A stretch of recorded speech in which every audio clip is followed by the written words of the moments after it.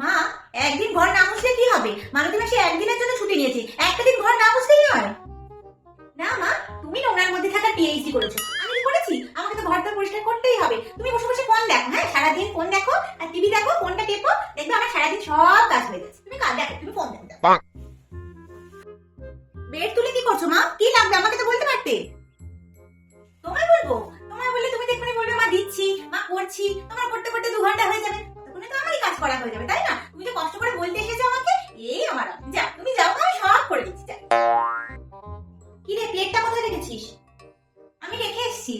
কষ্ট করে কেন রেখে এসেছিস মা? তোর কষ্ট হলো না বল? রান্নাঘর অব্দি তুই গেলি, বাবাকে দেখ, বাবাকে দেখে শিখবি, রবাবি চাল করা শিখবি। যেখানে খাবি সেখানে প্লেটটা ফেলে রেখে বাবা ফেলে রেখে না, তুই খাবার প্লেট সব একই জায়গায় ওখানে ফেলে রেখে দিবি। একদম কষ্ট করে রান্নাঘর অব্দি যাবি না। আমি আছি না, আমি তো আছি, ঘরে কাজের লোক, তোদের সবার জন্য 5 ফরমাস কেটে দেবো, একদম যাবি না, হ্যাঁ।